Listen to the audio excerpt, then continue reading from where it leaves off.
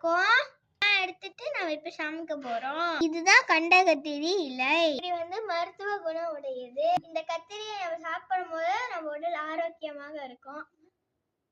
குழம்பு செய்வதற்கு தேவையான பொருட்கள் கண்டகத்திரி, வெங்காயம், பூண்டு, மஞ்சள், இஞ்சி, தேவையான அளவுக்கு எண்ணெய், உப்பு, புளி, தண்ணி, தக்காளி, பாபாஸ் மிளகாய் தூள், பொரித்த வைத்த நெத்திலி.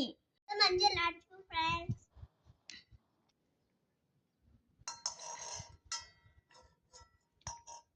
இப்ப சட்டியில எண்ணெய் வச்சுக்குவோம் ஃப்ரெண்ட்ஸ்.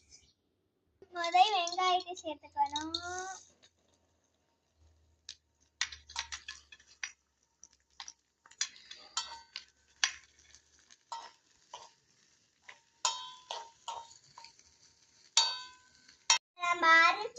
மஞ்சள் இஞ்சி போட்டுக்கோ ஃப்ரெண்ட்ஸ்.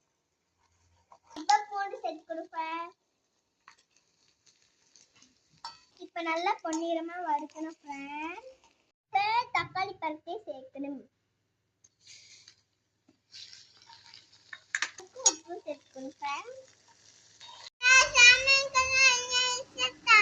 ஓகே சமைக்கிறோம். நம்ம கண்டகத்திரியை சேர்த்துக்கணும் ஃப்ரெண்ட்ஸ். இதான் கண்டகத்திரி.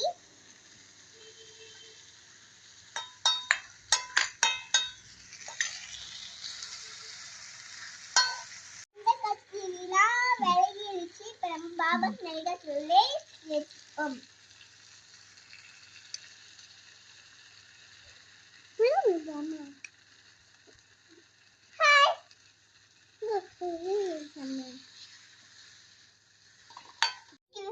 இப்ப நம்ம நெத்திலே சேர்த்துப்போம்.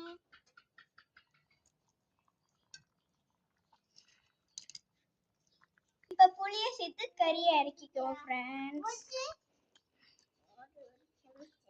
என்னக்கா இது இப்படி வாசனை இருக்கு? சாப்பிட்டா செம்மையா இருக்கும். ஆமா தங்கச்சி, சாப்பிட்டா ரொம்ப சுவையாவும் இருக்கும், மருத்துவ குணமும் இருக்கும். இங்க பாருங்க ஃப்ரெண்ட்ஸ்.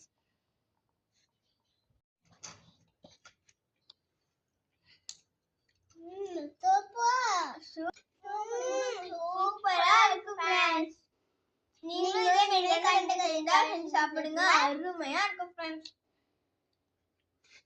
இதோட அடுத்த சமையல்ல சாப்பிடுவோம். Bye friends.